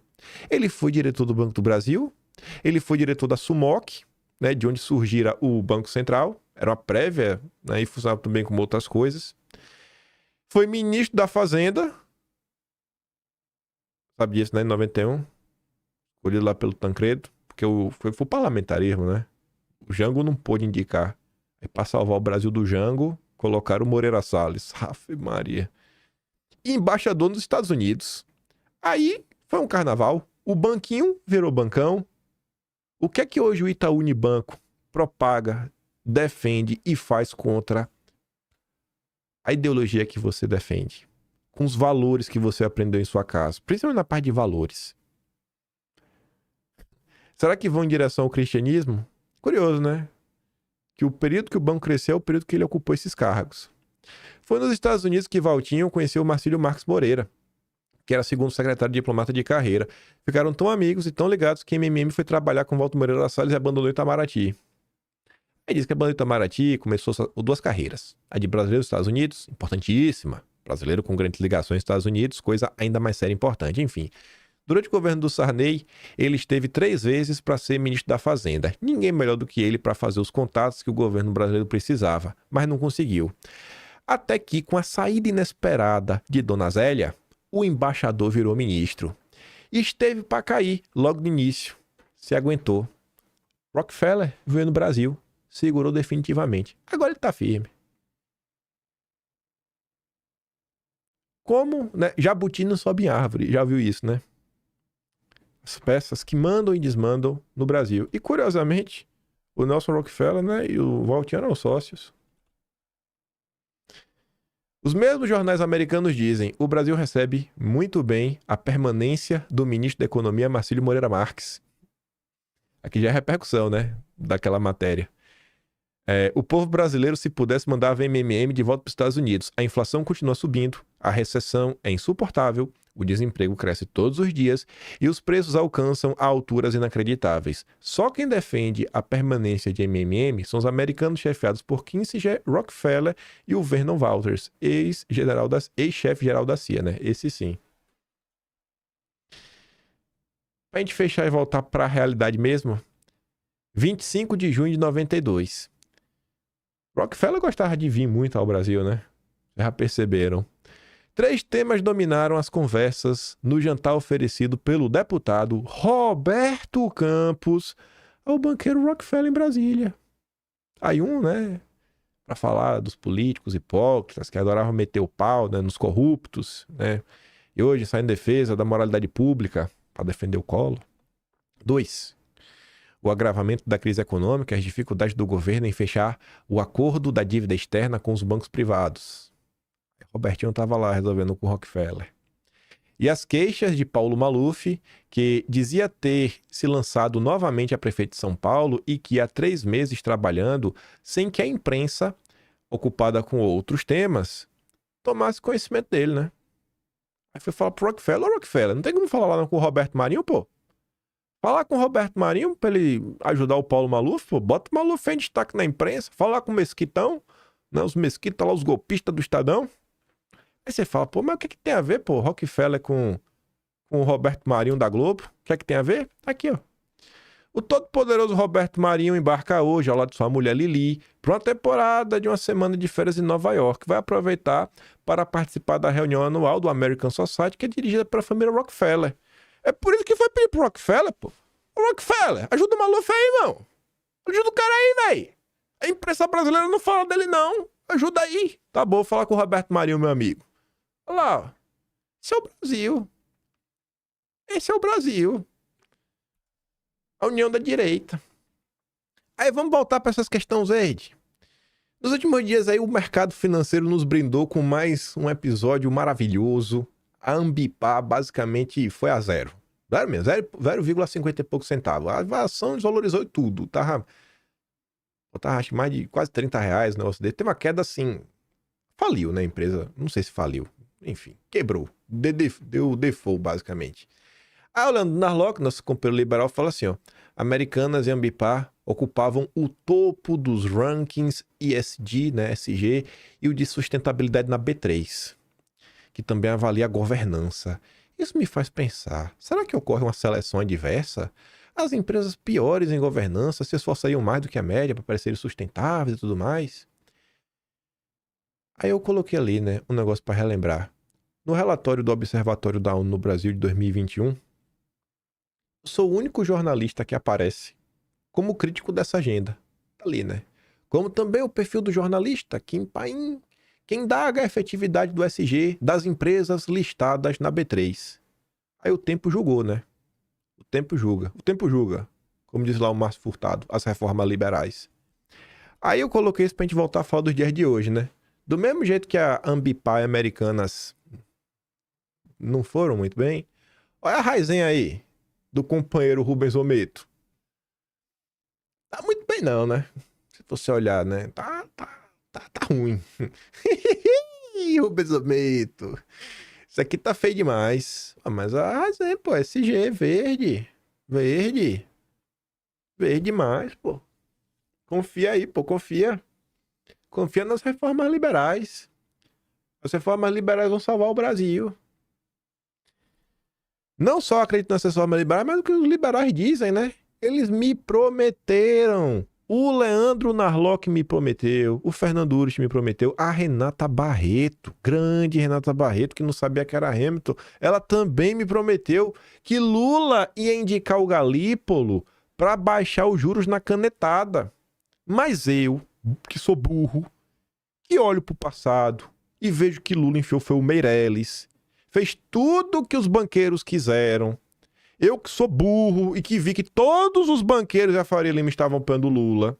Eu que sou burro e vi a foto lá do Galípolo com o André Esteves. Falei, não, o Lula não vai baixar na canetada não, o Lula vai aumentar os juros.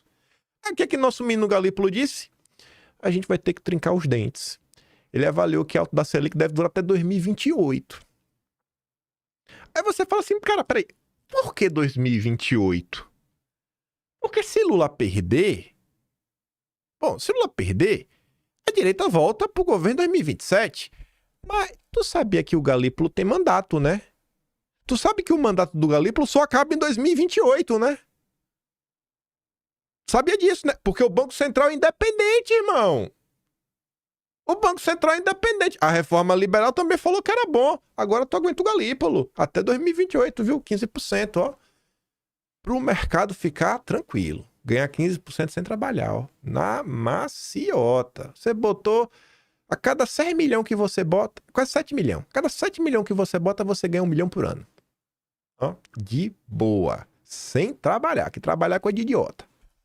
Trabalhar é coisa de idiota. Gente esperta ganha dinheiro sentado no sofá, comprando título da dívida. Grande companheiro Galípolo. Até quando a direita brasileira vai olhar para tudo que está acontecendo com cara de idiota, sabe? Gritando antipetismo. Eduardo Bolsonaro é o errado, Ciro Nogueira que está certo. Vamos apoiar governadores democráticos, temos que tirar o PT para fazer o quê no final do dia? Fazer tudo que o PT está fazendo? Eu não vou comentar sobre essa, mas vou comentar sobre esse aqui só para encerrar o vídeo. Porque a Globo diz que não tem nenhum setor estratégico. Dutch Government, ou seja, Holanda, né?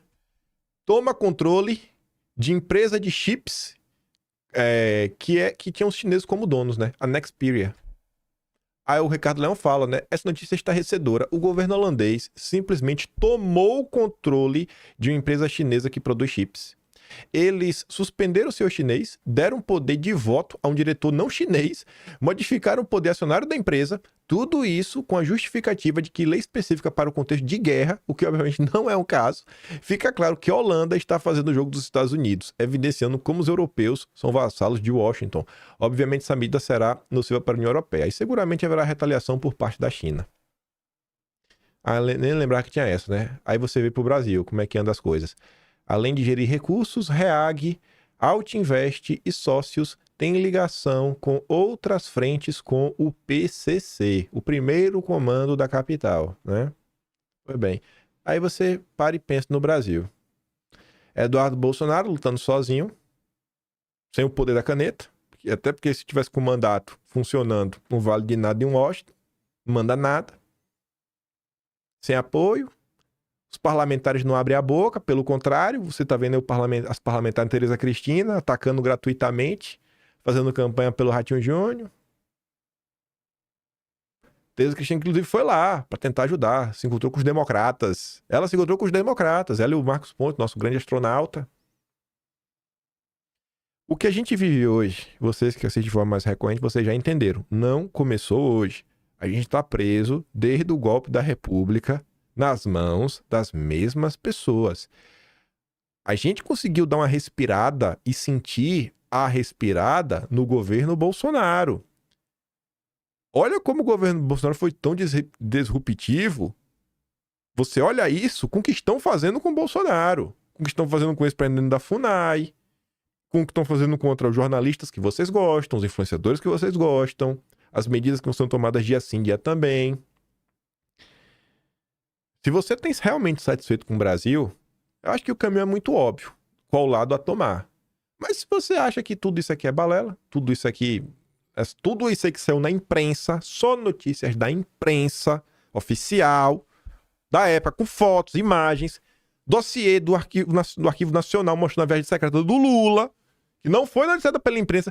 Se você acha que tudo isso é mentira, aí beleza também. Aí você vive aí no mundo da fantasia. E que boa. Mas se você acha que tem um pingo de verdade isso daqui, pensa pra, assim, não enxerga as questões como dogma, como se fosse assim inquestionável, porque alguém que você tem admiração disso falou, isso aqui é bom. Poxa, olha o que aconteceu no pós-privatização da Eletrobras.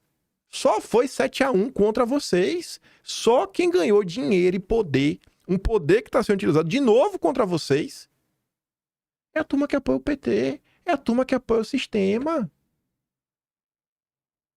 Acorda, gente. Tenta realmente entender as coisas para além dos rótulos. Tenta entender, sabe? Você me perguntava, você é o quê? Eu falo, sou bolsonarista. Mas eu tô preocupado de falar com o meu rótulo, tô preocupado de explicar o que tá acontecendo. Mais do que isso, sabe? Não tô aqui pra renegar, né, galera? Não, eu sou de direita, não sou Bolsonaro, eu sou de direita, né? Não idolatro o Bolsonaro. Irmão, tô nem aí, eu gosto demais do Jair. Passarei pano pra ele em todo momento. E é Jair 26. Jair podendo não. Mesmo sem poder, o Jair querendo, o Jair falando, eu vou botar meu nome da urna. Vamos, capitão. Pode vir aí 1000 malucos falar, ele tá inelegível. Vamos, capitão. 22 e confirma. É isso aí. Agora eu não aguento mais ver isso daí todo santo dia. E toda vez que eu entendo um pouco mais do passado, eu vejo que realmente o que está acontecendo hoje é só uma réplica de tudo que já aconteceu. É o mesmo beijamão de sempre. De sempre. De sempre. É uma falsa alternância de poder. Lula e FHC eram a mesma coisa. Lula e Collor eram a mesma coisa. Vocês estão vendo que assim, existe um esforço real de garantir que as pessoas... Peraí. Olha essa daqui, ó. É incrível a constância que Lula aparece na televisão. E o curioso é que ele não tem nada de novo para dizer. Alguma coisa está errada nisso tudo. Na circunstância, na constância incrível que abre a televisão para Lula, porque ele não critica o governo, as multinacionais, o modelo econômico brasileiro, a forma de combater a inflação, etc. Como é que ele pode ser oposição? O sistema escolhe os candidatos. Escolhe. É um sentimento e é uma falsa escolha. É Lula e Fernando Henrique, é Dilma versus Aécio. Como o Bolsonaro conseguiu o partido em 2018, aos 45 segundos do tempo, tentaram matá-lo. Facada nele. 2022 seria difícil, porque já era presidente, né? Mas é amarrar as mãos dele para competir. E em 26, que é para não ter chance mesmo, já deixaram inelegível, ainda vão meter na cadeia. Você tá entendendo? Como era lá atrás? Não era a República do Café com Leite? Voto de cabresto? Esse é o padrão do Brasil. Esse é o padrão do Brasil. Coragem que tem que ter é para mudar isso. É para bater de frente com isso daí. Tem mais 2 coisas do Lula pra gente comentar do passado. Mas a gente comenta amanhã, porque já tá aqui batendo quase 1h30. O vídeo ficou gigantesco, mas eu tinha que comentar sobre tudo, porque eu acho que faz muito mais sentido. Me perdoem pelo tamanho do vídeo hoje, mas essas são, né? Vou mandar os vídeos que eu dei pra ele lá no Telegram.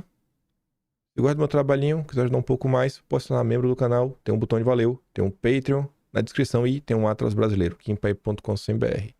Vejo vocês amanhã e fiquem com aquele grande beijo, abraço, tamo juntos. Valeu, meus amigos. Fui!